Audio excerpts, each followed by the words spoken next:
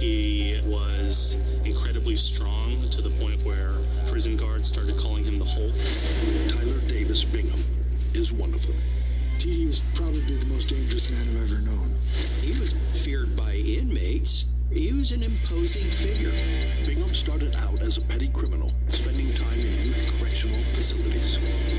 Almost like an Alcatraz system for kids. What you learn is you gotta fight and you gotta be violent in order to survive. He was a fearless fighter, and his physical prowess made him a natural gang leader. He stabs a guy multiple times, I think over a dozen times. TD never allowed anyone to live. When he engaged an individual, it was to the death. Even when moved to a maximum security prison, Bingham remained a deadly threat. What makes him so dangerous was the fact that he could literally just write a couple letters down on a piece of paper and have somebody killed thousands of miles away. That level of power just doesn't exist in society.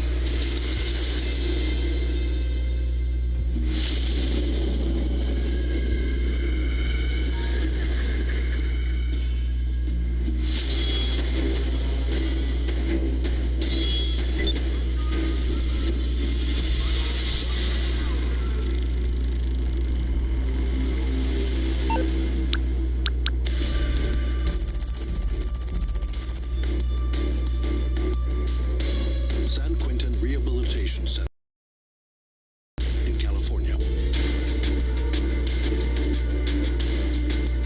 It has a reputation as being a really violent place where, you know, you kind of have to fight for your life. It was a dangerous place for anybody that had to serve time there or work there. You have not only the smell of flatulence and urine, but also testosterone and sweat. In some instances, depending, blood and decay. All of the major gangs and gang leaders and all of the problem inmates went to San Quentin. It was maybe the most violent prison in California. There was some blind spots in the prison where tower officers with guns could not see, and that's where some of the stabbings and some of the meetings would occur. This maximum security correctional facility has the largest death row in the U.S. and houses nearly 4,000 inmates. Tyler Davis Bingham, a.k.a. the Hulk, was one of them.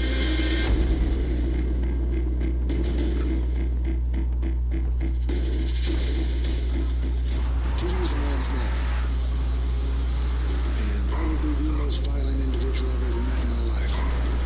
He started excelling in this prison gang structure, and within just a few short years, basically became a leader of the AB. Their motive, they were white supremacist group. They wanted to protect the white inmates from the other gangs, whether they were black or Hispanic or whatever. So, this guy's meeting you off the Western Highway. His first crime as a child, and throughout his teens, he was in and out of juvenile detention centers. It was literally a situation where kids would just kind of fight it out. And, you know, guards either were repressive and violent towards them, or just kind of let it go between the kids. Bingham's criminal career escalated, and he ended up in an adult prison where he ruled with his fists. This guy just won every single fight he's ever fought in his life.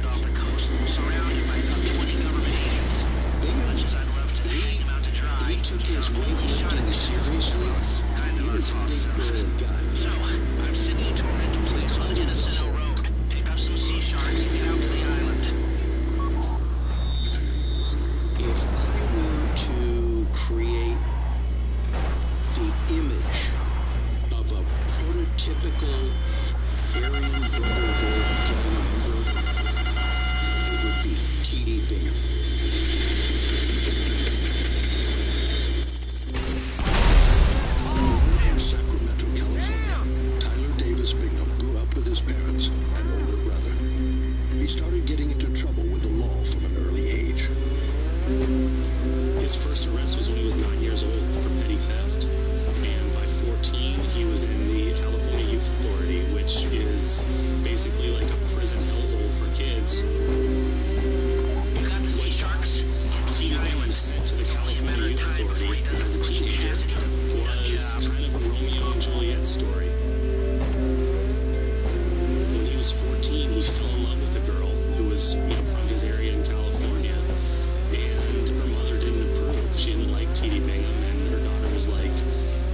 was in love with him. So they decide, hey, we're going to run away to Texas and elope.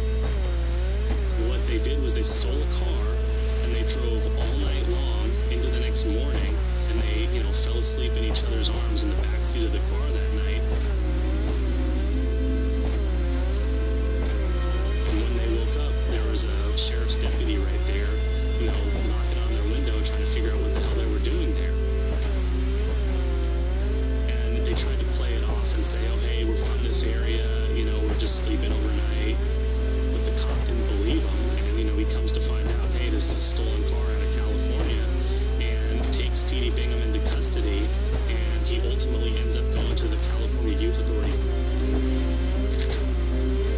The California Youth Authority, known as CYA, was designed as a state-level detention facility for people under the age of 18.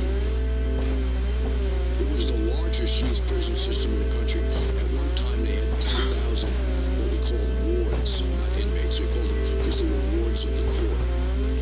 Juveniles who enter a correctional facility at a very young age are already placed at risk. It's kind of the chicken or the egg. Was the risk prior to them being arrested, or is the juvenile correctional facility going to be the risk factor, or is it both? If the juvenile correctional facility is equipped to handle the youth, rehabilitate the youth, and put the youth on a right track, it may be the best thing ever. This, however, was not the case for Tyler Davis Bingham at CYA. The reports out of the California Youth Authority are just horrifying.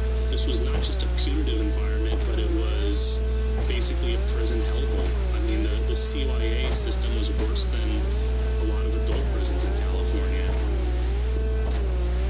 I got hired by the courts to go in and do an assessment on gang violence.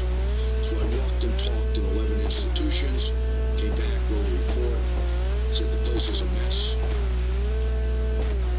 Kids were being held in dark cells as a form of punishment. No windows and the lights get turned out. Kids were getting tortured in there. Kids were... Bobby's not gonna come out of this hut until all the cops are gone. Switch to Sylvania today. See better I tonight. want to let him know you're there till you've got it in hand. Oh, yeah, and you're gonna need a vote to get him off the island. This election, be more than a voter. Because it's going to take all of us to make our voices heard. Wear the t-shirt.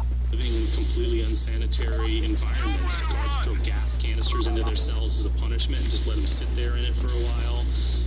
Urine and feces all over the place. Chronic understaffing. Sometimes you'd have one guard looking after 60 or 70 kids. And, these kids just ran amok and assaulted each other, stabbed each other.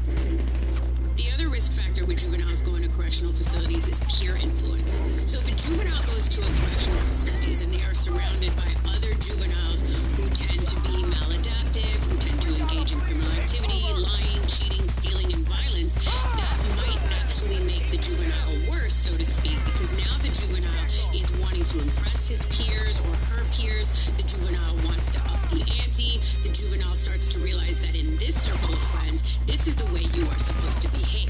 And so that can certainly be a risk factor for the juvenile to enter correctional facilities later on in life. The California Youth Authority was a training ground and a breeding ground for the state prison system. This is where young gang members hone their skills. It was almost like an Alcatraz system for kids.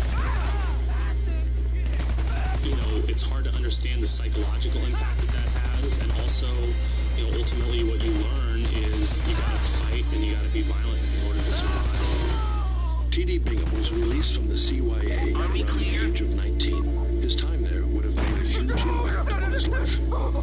I think, it did for a lot of people, the CYA turned T.D. Bingham into basically a troubled kid into a full-fledged gangster. They start to view entering correctional facilities as something normal, as part of their track to becoming an adult. And that's when it becomes dangerous, because that means that incarceration is completely normalized in the juvenile's brain. And so they start to think that going back to prison and recidivating and reoffending is just a normal part of life. For the next few years was in and out of prison. You have multiple escape attempts. Now an adult, T.D. Bingham had chosen his criminal career path, and he had upped the ante.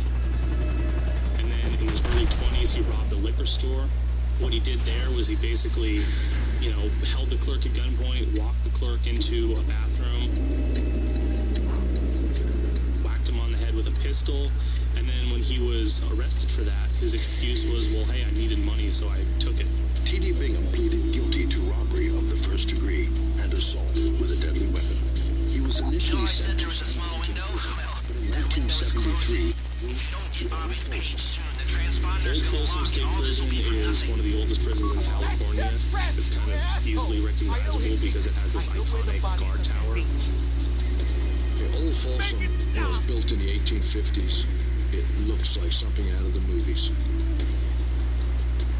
5 tiers in each cell block, gunners on the rail, gunners and gun towers, worst of the worst, for years. Back in the 70s, 80s, and even in the 90s, there were kind of constant stabbings. I mean, certain prisons were war zones. Infamous Folsom inmates included Sonny Barger, a founding member of the Hells Angels, and Charles Jackson, a.k.a. the East Bay Slayer, convicted of killing at least 7 women and a man.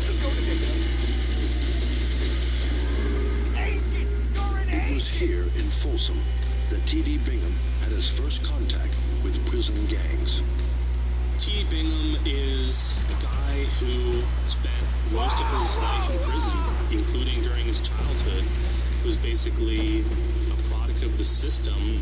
Originally, prison gangs were essentially like a loosely formed group of guys that would sort of band together for protection.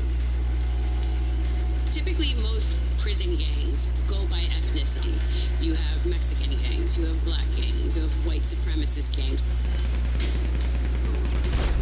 Being part of a gang in prison is pretty common, and a lot of these inmates may not have been gang members on the outside, but when you come into prison, it's for your own protection and survival. If a race riot starts or an inter-gang brawl starts, you're going to have to choose a side. Let's say you're a white inmate, and the whites and the blacks are fighting on the yard, or the whites and the Mexicans are fighting on the yard. You don't get involved and support the whites. When it's over, they're going to hit you. And there was an obvious choice of prison gang for T.D. Bingham. The Aryan Brotherhood is a California-originated prison gang that started in the 60s. And they basically formed as a defensive. They were kind of outnumbered by the Hispanics and blacks, so they wanted to form a group of white inmates to defend themselves. The Aryan Brotherhood was pretty well established by the time T.D. Bingham found himself in prison.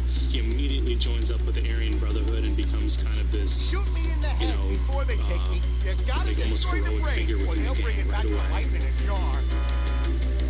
T.D. Bingham's reputation during those years was somebody who had the strength of like 4 or 5 dudes who, if you were next to him and you guys were fighting people together, you weren't going to lose.